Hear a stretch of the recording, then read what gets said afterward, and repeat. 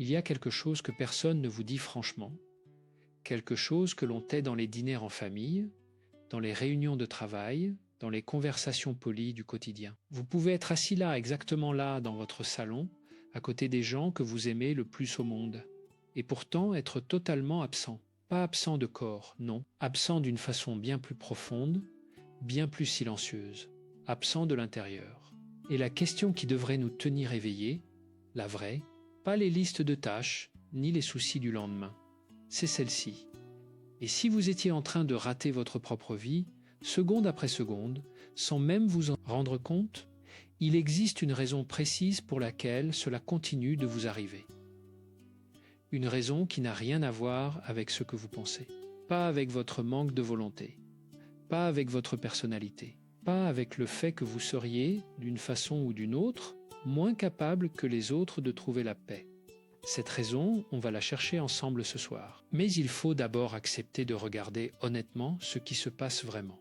Pensez à la dernière fois où vous vous êtes couché. Pas pour dormir, non, pour essayer de dormir. Il y avait ce silence particulier, ce silence de chambre obscure qui aurait dû être reposant. Et pourtant votre esprit, lui, ne se taisait pas. Il tournait, il repassait des scènes de la journée, il anticipait des problèmes du lendemain, il ressassait des mots qui avaient été dits ou qui auraient dû l'être. Ce bourdonnement mental, cette machine qui ne s'arrête jamais, c'est lui qui vous vole votre nuit, et si vous perdez vos nuits, vous perdez vos jours. Et si vous perdez vos jours, vous perdez quelque chose d'encore plus précieux, la capacité de ressentir que vous êtes vivant. Aver Christophe André parle souvent de ce moment du coucher comme d'un révélateur. Pas d'un problème en soi, mais d'un révélateur de tout ce qui s'accumule pendant les heures éveillées et que l'on n'a jamais pris le temps de traverser vraiment. L'oreiller devient alors une surface de projection, et tous les fantômes non réglés de la journée viennent s'y installer. Ce n'est pas une faiblesse. C'est une mécanique, et les mécaniques, ça se comprend. Et ce qui se comprend, ça peut se transformer. Voici une image que l'on reconnaît tous, ou presque. Une famille autour d'une table un dimanche soir. La lumière est douce, les plats sont chauds, les enfants parlent de leur semaine. Tout ressemble à ce que l'on appelle le bonheur. Et pourtant, l'un des adultes à cette table, appelons-le Marc, est là physiquement. Sa fourchette se lève et se pose. Ses yeux regardent dans la bonne direction. Il hoche la tête au bon moment, mais son esprit est ailleurs. Il est dans le dossier qu'il n'a pas terminé. Dans la réunion de lundi matin. Dans la phrase que son collègue lui a dite la veille et qu'il n'arrive pas à sortir de sa tête. Ses enfants lui parlent. Il les entend, mais il ne les écoute pas. Sa partenaire lui sourit. Il voit son sourire, mais il ne le reçoit pas vraiment. Puis, Marc ne le fait pas exprès. Il n'est pas indifférent. Il aime profondément ces gens autour de lui. Mais son cerveau est pris dans un piège qu'il n'a pas choisi et dont il ne connaît même pas l'existence. Ce piège a un nom. On l'appelle le mode automatique, ou plutôt la vie en pilote automatique.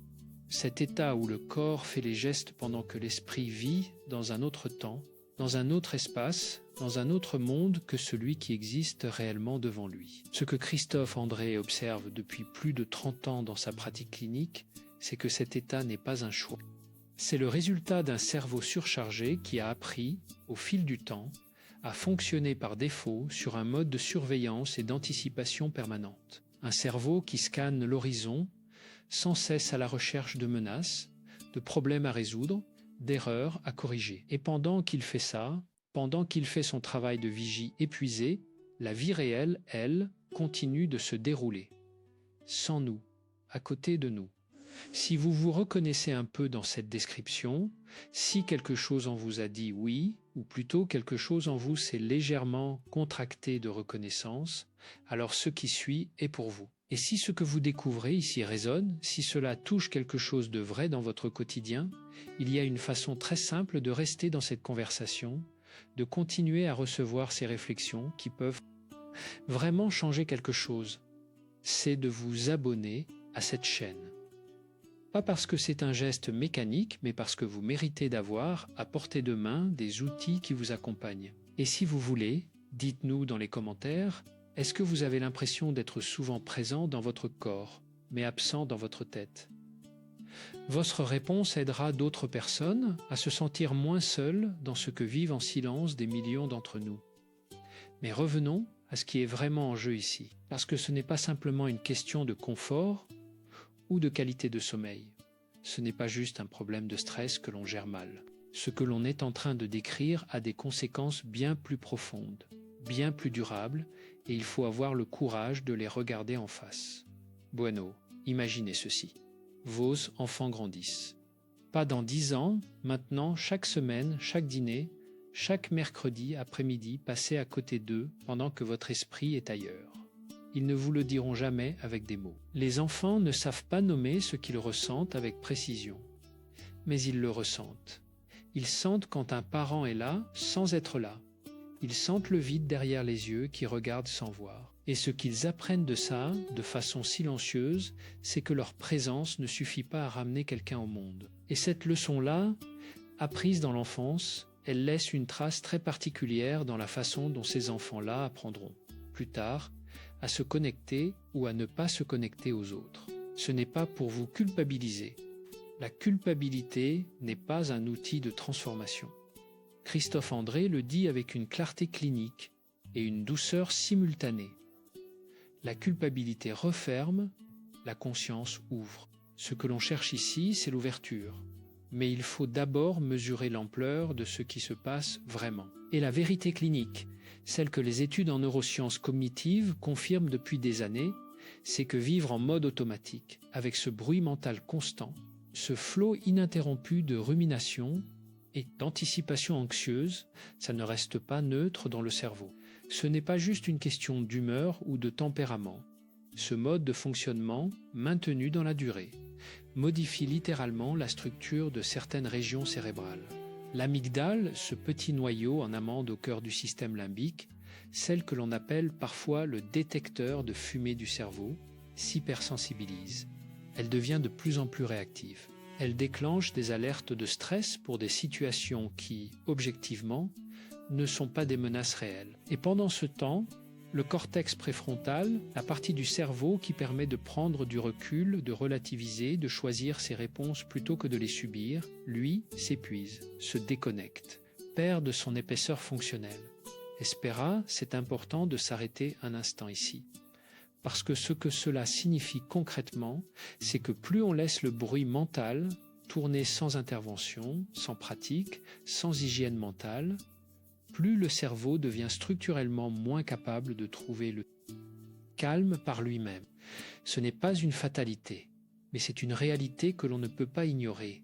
Et il y a quelque chose d'encore plus difficile à entendre, quelque chose que Christophe André aborde dans ses consultations avec une très grande délicatesse, mais avec une franchise nécessaire. Quand on vit dans cet état de tension mentale chronique, quand on est constamment tiré vers le passé par les regrets et vers le futur par les inquiétudes, on développe une forme d'imperméabilité émotionnelle. On ne ressent plus la joie de la même façon. Pas parce que la joie n'est plus là, mais parce que l'on n'est plus disponible pour elle.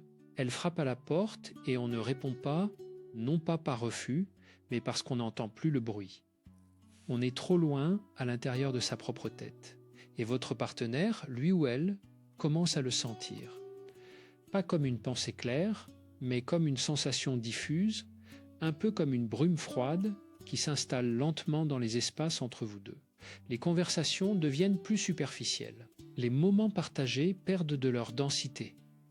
Et un jour, sans qu'il y ait eu de crise, sans qu'il y ait eu de dispute majeure, on réalise que l'on s'est éloigné. Que deux personnes qui s'aimaient profondément sont devenues des colocataires polis, qui partagent un espace mais plus vraiment une présence. Déjà pensar un momento. Combien de relations, combien de familles, combien de couples vivent exactement cette réalité en ce moment, sans même avoir les mots pour la décrire. Christophe André a accompagné des centaines de patients qui venaient en consultation pour de l'anxiété, pour du stress, pour des troubles du sommeil, et qui, au fil des séances, découvraient que leur vrai problème n'était pas dans leur tête, ou plutôt qu'il était trop dans leur tête, et plus du tout dans leur vie. Il y a une histoire clinique, anonymisée bien sûr, que Christophe André a partagée dans plusieurs de ses interventions publiques. Une femme d'une 50aine d'années, appelons-la Sylvie, cadre supérieur dans une grande entreprise, quelqu'un de brillant, de compétent, de respecté. Elle venait en consultation parce qu'elle ne dormait plus. 4-5 heures de sommeil agité, des réveils à 3 heures du matin avec ce sentiment oppressant que quelque chose allait mal sans pouvoir nommer quoi. Lors de la 3e séance, presque en passant, comme si c'était un détail, elle a mentionné que sa fille de 14 ans lui avait dit quelques semaines auparavant. « Tu sais maman, je t'aime, mais parfois j'ai l'impression que tu es une statue. Tu es là, mais on ne peut pas vraiment te toucher. » Une statue. Pensez à ce que ça représente. Présente, solide, visible, et pourtant fondamentalement inaccessible, froide, fixe, incapable de recevoir ou de donner une chaleur réelle. Sylvie avait pleuré, pas de désespoir, mais de reconnaissance, parce qu'au fond d'elle-même, elle savait que sa fille avait raison. Elle était devenue une statue, non pas par manque d'amour, mais par excès de charge mentale. Le poids de tout ce qu'elle portait l'avait pétrifiée. Avers, c'est là que la question du moment présent cesse d'être une notion spirituelle un peu vague pour devenir quelque chose d'une urgence absolument concrète. Ce n'est pas une question de philosophie orientale ou de retraite de méditation dans un monastère tibétain. C'est une question de survie relationnelle, de survie émotionnelle, de survie tout court. Mais voici ce que l'on ne vous dit pas encore, voici la partie de l'histoire que l'on garde souvent pour la fin. L'état dans lequel se trouvait Sylvie, dans lequel se trouve peut-être une partie d'entre vous ce soir, n'est pas la fin du chemin. C'est un passage difficile, oui, un passage épuisant certainement, mais un passage que des milliers de personnes ont traversé avec les bons outils, avec la bonne compréhension, et qui sont arrivés de l'autre côté, pas transformés en moines zen, pas guéris de toute difficulté, mais radicalement plus capables de vivre dans leur propre vie, de l'habiter vraiment. Et pourtant, il faut aller encore plus loin dans l'honnêteté. Parce que ce que beaucoup de gens font à ce stade, c'est se dire « Oui, je comprends, je vais faire un effort, je vais essayer de me détendre davantage. » Et cette intention est sincère, mais elle ne suffit pas. Elle ne suffit pas parce que le problème n'est pas un manque d'effort. Le problème est dans la direction de ces efforts. On essaie de se détendre en se disant qu'il faut se détendre, ce qui génère une tension supplémentaire. On essaie d'arrêter de penser en pensant à arrêter de penser, ce qui nourrit le bruit au lieu de le calmer. C'est un cercle que Christophe André appelle parfois le piège de la lutte, et il est fascinant dans sa mécanique perverse. Et le cerveau humain ne peut pas être mis en silence par la force. C'est une réalité neurobiologique. Quand on lui dit de ne pas penser à quelque chose, il active précisément les circuits qui traitent cette chose pour pouvoir lui dire de ne pas y penser. C'est le paradoxe de l'ours blanc. Essayez de ne pas penser à un ours blanc pendant les 30 prochaines secondes et vous n'avez jamais autant pensé aux ours blancs de votre vie. Alors si la force ne fonctionne pas, que fonctionne-t-il ? C'est là que quelque chose de fondamental entre en jeu, quelque chose que Christophe André a exploré, pratiqué, enseigné et vécu lui-même, car il ne sépare jamais sa pratique clinique de sa pratique personnelle. Ce quelque chose, c'est l'attention, pas la suppression, pas le contrôle, pas la lutte, l'attention. Tournez doucement, délibérément, vers ce qui est réel, maintenant, ici. Mais attendez. Avant d'aller vers les solutions, il faut comprendre pourquoi le danger est encore plus grand que ce que l'on a décrit jusqu'ici. Parce que l'escalade réelle de cet état, le point où tout bascule, est souvent invisible. Il ne ressemble pas à une crise, il ne ressemble pas à un effondrement dramatique. Il ressemble à un mercredi ordinaire. Puis, voici ce que dit la recherche clinique sur l'épuisement mental chronique, et Christophe André s'appuie sur ces données dans sa pratique depuis des années. Quand le système nerveux vit dans un état d'activation prolongée, quand le cortisol, l'hormone du stress, circule à des niveaux élevés pendant des semaines, des mois, le corps commence à s'adapter. Et cette adaptation, qui ressemble à une forme de résistance en apparence, est en réalité quelque chose de bien plus inquiétant. C'est une forme d'anesthésie. Les émotions positives commencent à se réduire en intensité. Les choses qui faisaient plaisir avant ne font plus autant d'effet. Un repas délicieux, une chanson aimée, un coucher de soleil. Tout ça commence à passer comme de l'eau sur un imperméable, sans pénétrer vraiment. Et l'on commence à se demander si l'on est en train de devenir quelqu'un d'autre, quelqu'un de plus froid, de plus distant, de moins vivant, déjà pensar un moment. Ce stade a un nom clinique.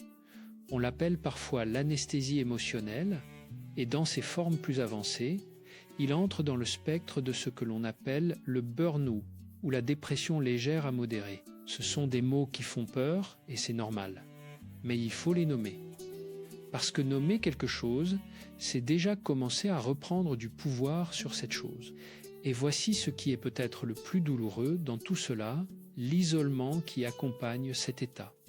Pas un isolement choisi, pas un isolement visible de l'extérieur, mais une solitude intérieure profonde, une solitude que l'on ressent même entouré de monde, même au milieu d'une fête, même dans le lit conjugal, une solitude à l'intérieur de sa propre peau. Christophe André décrit cela comme l'une des souffrances les plus difficiles à porter, précisément parce qu'elle est invisible, parce que l'on a l'air bien, parce que l'on gère, parce que de l'extérieur, tout semble en ordre. Et si rien ne change, si aucun outil ne vient perturber cette mécanique, cet isolement s'épaissit. Les relations s'amenuisent, non pas dans les disputes, mais dans le silence progressif entre deux personnes qui ont renoncé à se rejoindre vraiment. Les enfants grandissent avec un parent qui était là sans être là. La vie passe, et un jour, probablement un soir comme celui-ci, peut-être allongé dans le noir à attendre un sommeil qui ne vient pas, on se demande « Comment en suis-je arrivé là ? Quand est-ce que j'ai perdu le fil ?» Mais, et ce mais est immense, et ce mais change tout. Toute cette mécanique, aussi ancrée soit-elle, aussi automatique soit-elle, peut être interrompue, pas d'un coup, pas avec héroïsme, avec quelque chose de bien plus humble et de bien plus puissant en même temps, de la conscience, de la pratique et de la douceur. Espera. Il y a une question que l'on se pose souvent ici, et Christophe André l'entend régulièrement. Est-ce que je peux vraiment changer quelque chose à ma façon de fonctionner à mon âge ? Est-ce que le cerveau est encore capable de se réorganiser quand on a 40, 50, 60 ans ? Et la réponse ? Que les neurosciences contemporaines confirment avec une constance remarquable est oui. Le cerveau est plastique. Il est plastique toute la vie. Il se réorganise en fonction de ce à quoi on lui demande de faire attention. C'est la neuroplasticité et elle n'a pas d'âge de retraite. Ce que Christophe André offre dans ses écrits, dans ses retraites, dans ses consultations, c'est une carte. Une carte pour retrouver le chemin vers sa propre vie. Et cette carte a plusieurs entrées, plusieurs chemins, tous praticables, tous adaptables à une vie ordinaire avec ses contraintes réelles, ses horaires chargés, ses nuits courtes et ses journées imprévisibles. La première porte d'entrée, celle que l'on va explorer maintenant avec précision, c'est ce que Christophe André appelle l'ancrage au présent. Et il ne s'agit pas de vider l'esprit. Cette idée que la méditation ou l'attention pleine consisterait à ne plus rien penser est l'un des malentendus les plus répandus et les plus décourageants qui soient. L'objectif n'est pas le silence mental. L'objectif est de changer le rapport que l'on entretient avec ce qui se passe dans la tête. Voici une pratique concrète, simple, praticable ce soir même, au moment où vous poserez la tête sur l'oreiller. Christophe André l'utilise souvent comme point d'entrée pour les patients qui viennent avec des troubles du sommeil ou une rumination nocturne intense. Il l'appelle parfois l'écoute de la texture du monde. Allongé dans votre lit, avant de plonger dans les pensées du lendemain, portez votre attention sur vos sensations physiques immédiates. Pas pour les analyser, pas pour les juger, juste pour les accueillir. La température de l'air sur vos bras, le poids de la couette sur votre ventre, la texture légèrement rugueuse ou douce du drap sous vos paumes. Le son le plus discret que vous pouvez percevoir dans la pièce, peut-être le souffle du vent contre la fenêtre, peut-être le bourdonnement lointain d'une ville, peut-être rien d'autre que le silence lui-même qui a sa propre texture sonore quand on l'écoute vraiment. Ce n'est pas magique, ce n'est pas immédiat. Mais ce que l'on fait à ce moment-là, neurologiquement, c'est précis. On déplace l'activité cérébrale du réseau du mode par défaut, ce réseau qui s'active quand on rumine, quand on planifie, quand on rejoue le passé, vers les zones de traitement sensoriel. Et ces deux réseaux ne peuvent pas tourner à pleine puissance en même temps. pas de la même façon. En ancrant l'attention dans le corps, dans le présent physique et concret, on crée une interruption dans la chaîne des pensées automatiques. Pas définitivement, pas parfaitement, mais suffisamment pour que l'espace s'ouvre. Bueno, Christophe André, insiste sur quelque chose d'essentiel ici, quelque chose que l'on oublie souvent dans l'enthousiasme des débuts, la douceur. Quand les pensées reviennent, et elles reviendront, ce n'est pas un échec. C'est exactement ce que le cerveau est censé faire. L'exercice ne consiste pas à les empêcher de revenir. Il consiste à remarquer qu'elles sont revenues et à revenir doucement, comme on remettrait un enfant curieux dans son lit après qu'il s'est levé pour explorer, à la sensation du moment présent. Cette qualité d'attention, douce, non jugeante, répétée, est ce que Jon Kabat-Zinn, dont Christophe André s'est largement inspiré, appelle le cœur de la pleine conscience. Et ce qui est remarquable, c'est que chaque fois que l'on ramène l'attention au présent, après qu'elle s'est égarée, chaque fois que l'on fait ce petit geste intérieur de retour, on entraîne le cerveau. Comme un muscle, pas un muscle de force, mais un muscle de présence. Et ce muscle, avec la pratique, devient plus fort, plus disponible, plus naturellement tourné vers ici, et maintenant plutôt que vers les bruits du passé ou les peurs du futur. Il y a une chose fascinante que les études sur la méditation de pleine conscience ont mesurée et que Christophe André cite régulièrement. Après 8 semaines d'une pratique régulière, même courte, même imparfaite, on observe des changements mesurables dans la densité de matière grise du cortex préfrontal et une réduction significative du volume de l'amygdale. Ce qui était un fonctionnement automatique devient progressivement un fonctionnement choisi. La différence est immense, pas sur le papier, dans la vie quotidienne, dans la façon de se réveiller le matin, dans la façon d'être à table avec ses enfants, dans la façon de recevoir un sourire. La deuxième porte d'entrée, et elle est liée à la première, mais elle s'en distingue.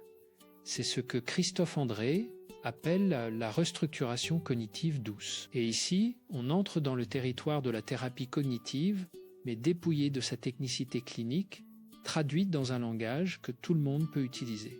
Dejam pensar un momento. Quand l'esprit rumine la nuit, quand il tourne en boucle sur un problème, sur une peur, sur un scénario catastrophe, il ne fait pas ça par sadisme. Il croit sincèrement qu'en réfléchissant encore et encore à ce problème, il va finir par trouver une solution. C'est une intention bienveillante avec une méthode désastreuse, parce que la rumination n'est pas de la résolution de problèmes. Elle ressemble à de la résolution de problèmes, mais elle n'en a pas la structure. Elle tourne en cercle sans jamais avancer. Elle consomme de l'énergie sans produire de résultats. Christophe André propose une pratique très simple pour interrompre ce cercle. Elle s'appelle la question du réel. La prochaine fois que votre esprit est pris dans une pensée anxieuse, dans un scénario de catastrophe, dans un raisonnement en spirale, posez-vous une seule question. Est-ce que cette pensée est un fait ou est-ce une interprétation? Est-ce que je sais avec certitude que ce que je pense va se produire ou est-ce que je confonds une possibilité avec une certitude? Cette question semble simple. Elle laisse et sa simplicité est sa force. Parce qu'elle introduit un espace entre la pensée et la réaction. Un espace microscopique au début qui grandit avec la pratique. Et dans cet espace, quelque chose de très précieux peut exister, le choix. Le choix de comment répondre, le choix de quelle importance donner à cette pensée. Le choix, radical et libérateur, de ne pas croire tout ce que l'on pense. Parce que voilà une vérité que Christophe André répète inlassablement, avec toute la conviction d'un clinicien qui l'a vu transformer des vies. Les pensées ne sont pas des faits, elles sont des événements mentaux, des productions du cerveau, souvent brillantes, souvent utiles, mais parfois simplement erronées, biaisées, catastrophisantes. Et l'on n'a pas à les croire comme on croit la loi de la gravité. On peut les regarder, les observer, les accueillir sans s'y identifier. À Vers, il y a une métaphore que Christophe André utilise et qui est d'une beauté particulièrement juste. Il dit « Imaginez que vos pensées sont comme les voitures qui passent dans la rue, sous votre fenêtre. Vous êtes à la fenêtre, vous voyez les voitures passer. Vous ne montez pas dans chaque voiture. Vous ne courez pas après chaque voiture. Vous regardez passer. Certaines attirent votre regard, d'autres moins. Mais vous restez la fenêtre. Vous restez dans votre position d'observateur. Vous n'êtes pas la voiture. Vous êtes celui qui regarde. Cette posture d'observateur, c'est le cœur de ce que l'on appelle en thérapie cognitive le décentrement. Et ce décentrement est une compétence qui s'apprend, qui se développe, qui, avec le temps, devient une façon naturelle d'habiter son propre esprit, avec beaucoup moins de souffrance et beaucoup plus de liberté. Q, la troisième porte d'entrée, et elle est peut-être la plus contre-intuitive de toutes, c'est celle de la gratitude. Pas la gratitude comme injonction positive, pas la gratitude comme performance de bonne humeur que l'on afficherait sur les réseaux sociaux. La gratitude comme acte d'attention, comme retour délibéré vers ce qui est là de bon, de réel, de présent. Christophe André distingue très clairement ce qu'il appelle la gratitude de surface et la gratitude ancrée. La gratitude de surface, c'est de se dire « je devrais être reconnaissant parce que d'autres ont moins que moi ». C'est intellectuellement correct et émotionnellement inopérant.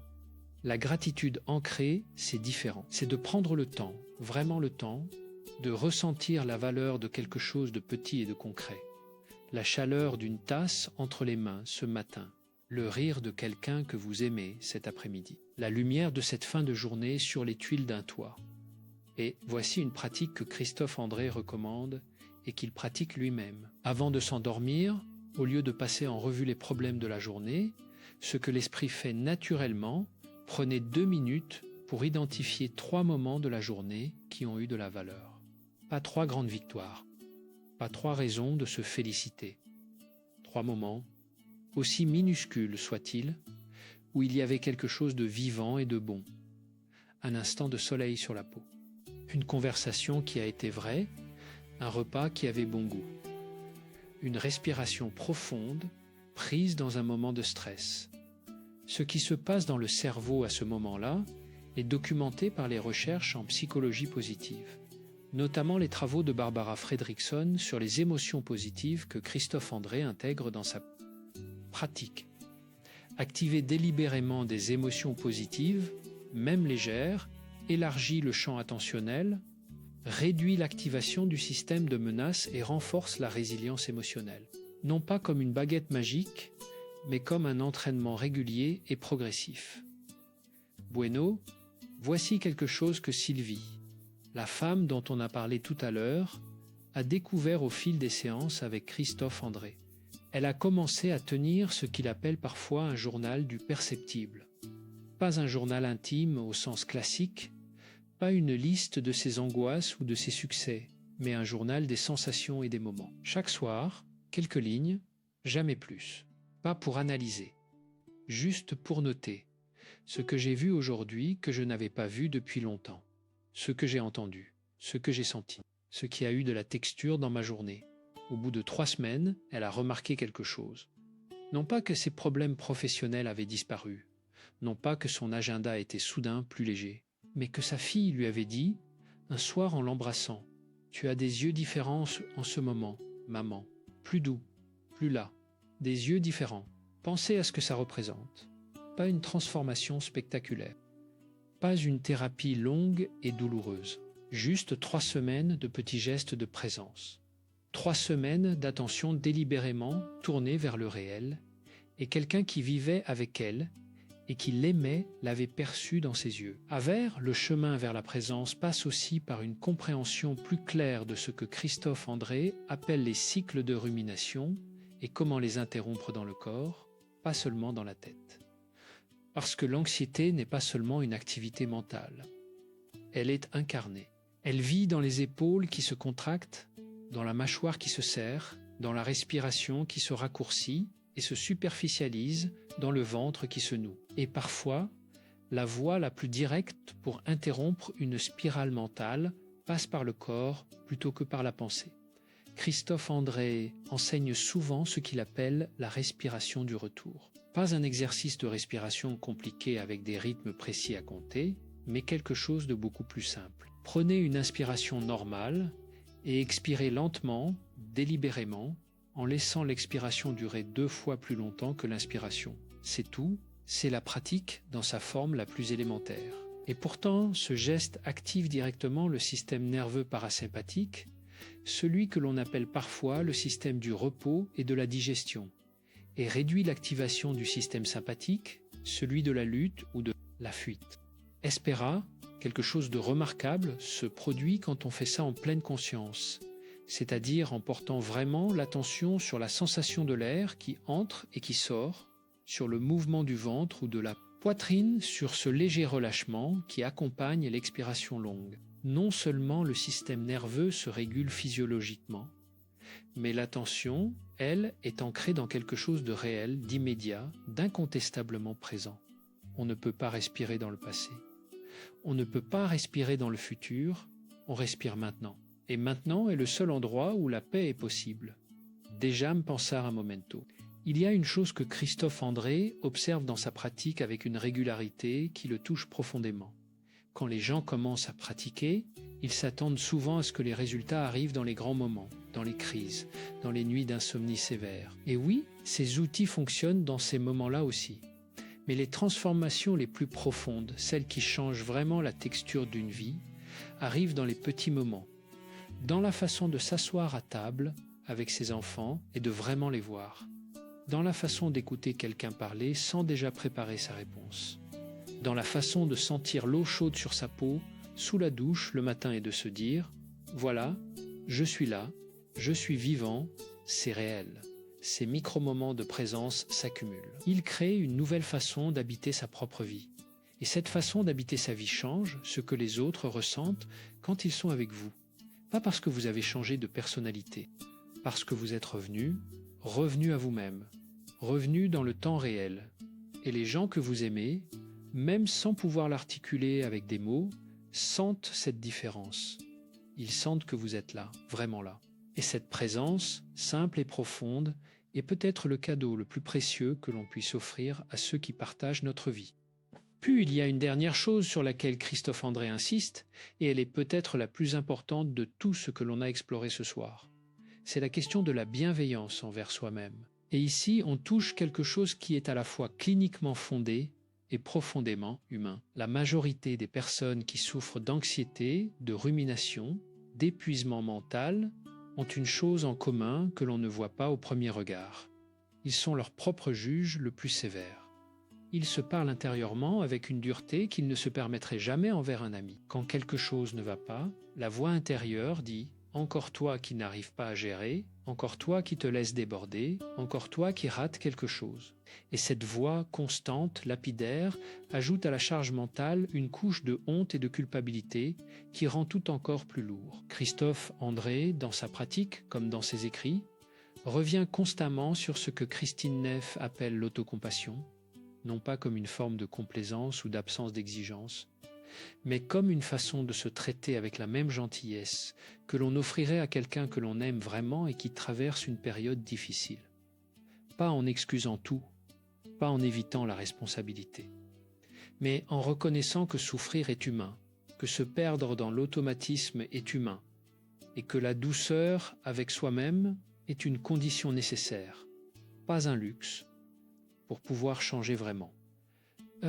Il y a une pratique de pleine conscience spécifique que Christophe André intègre dans ses programmes de réduction du stress, inspiré du programme MBSR de Jon Kabat-Zinn, mais adapté à sa sensibilité clinique particulière. Il l'appelle parfois le geste de la main sur le cœur. Quand vous sentez que vous êtes en train de vous juger, quand la voix critique intérieure s'emballe, quand vous ressentez cette pression dans la poitrine qui ressemble à un poids posé sur le sternum, posez une main sur votre cœur, sentez sa chaleur, sentez votre propre chaleur et dites-vous intérieurement, avec la même tendresse que vous auriez pour un enfant, c'est difficile en ce moment, c'est réel ce que tu ressens et tu mérites de la douceur. Ce geste semble presque enfantin, presque trop simple pour être pris au sérieux, mais ce qui se passe dans le corps à ce moment-là est documenté.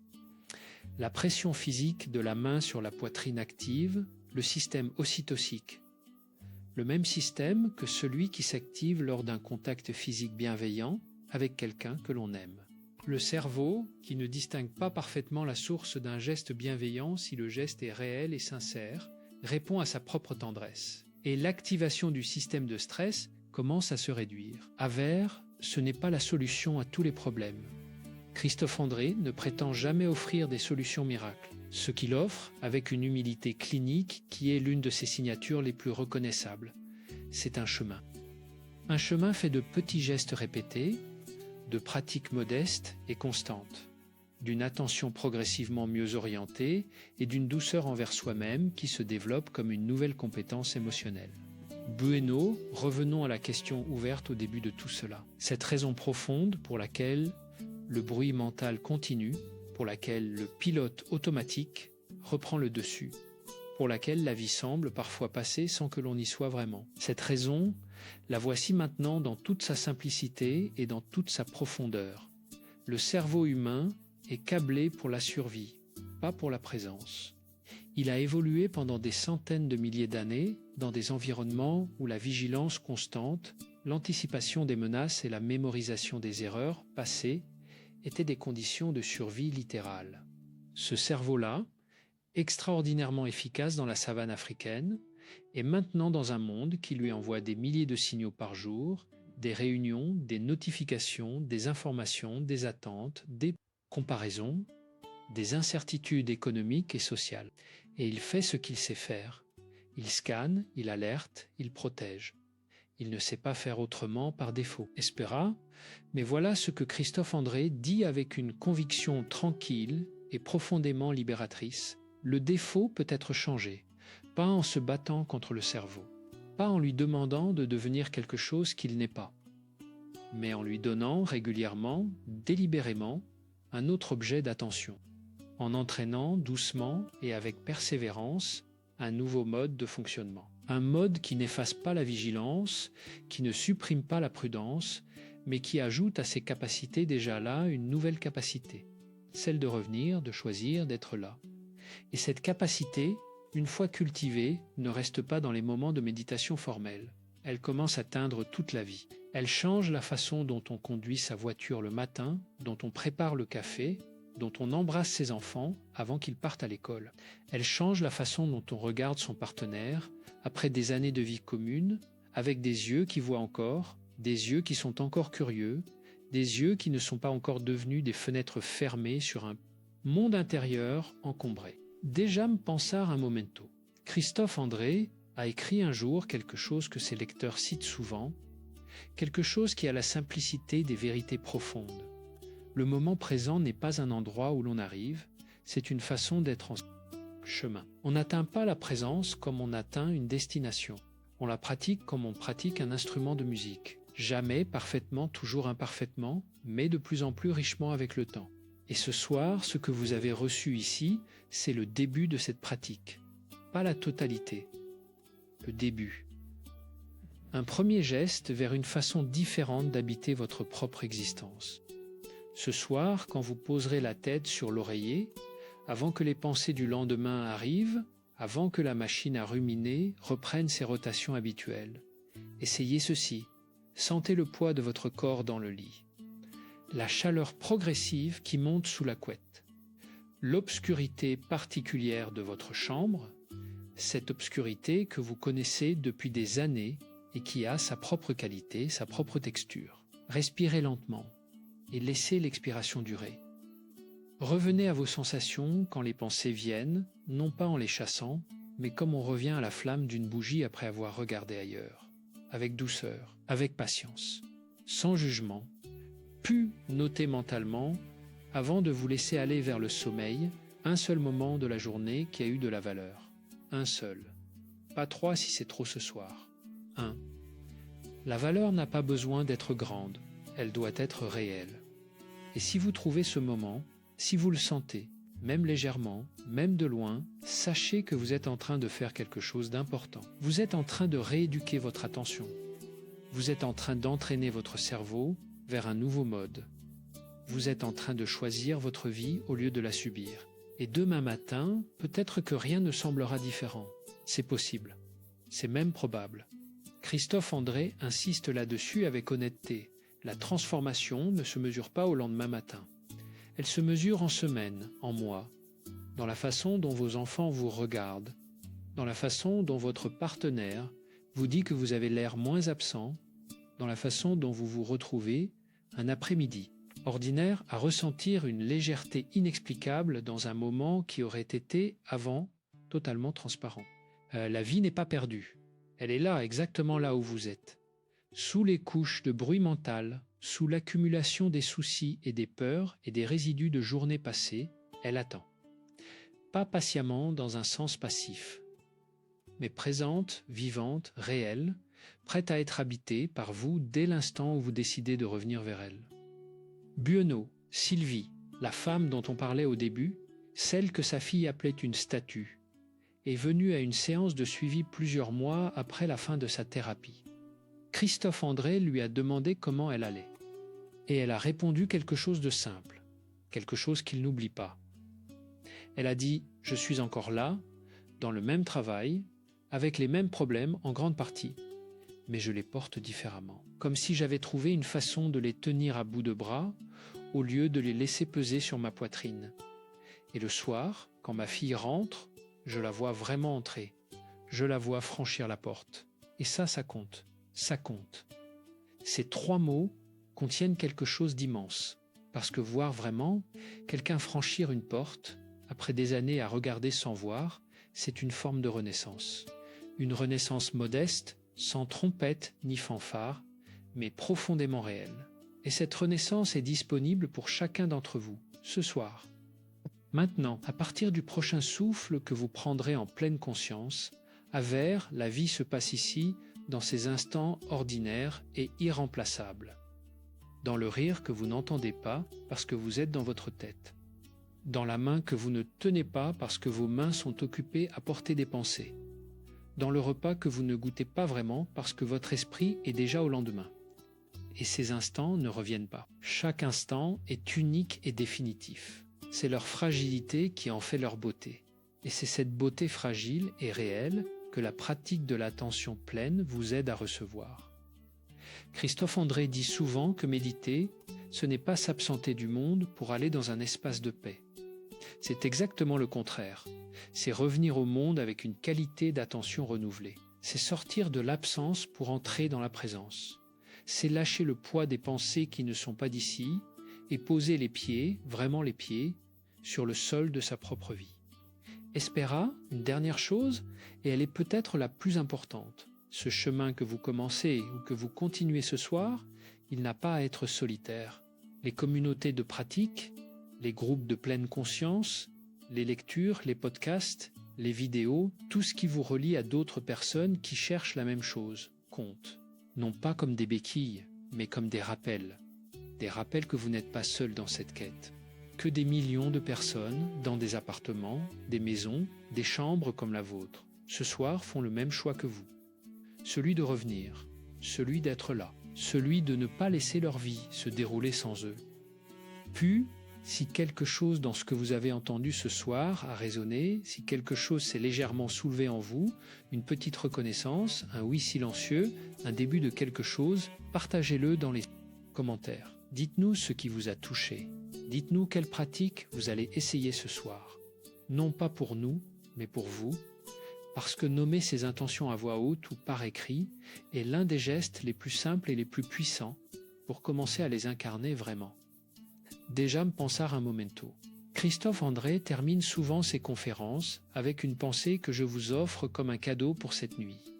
Il dit « La vie ne vous demande pas d'être parfait, elle vous demande juste d'être là, vraiment là, avec tout ce que vous êtes, vos doutes, vos peurs, vos fatigues, vos joies imparfaites. Être là, pleinement là, est la seule chose que la vie vous demande et que personne ne peut faire à votre place. Alors ce soir, posez ce poids que vous portez depuis trop longtemps. Pas pour toujours, juste pour cette nuit. Sentez la texture du monde autour de vous. Le silence, la chaleur, l'obscurité douce de votre chambre. Respirez, revenez et laissez cette nuit être une nuit de retour vers vous-même. Vous êtes là et c'est déjà immense.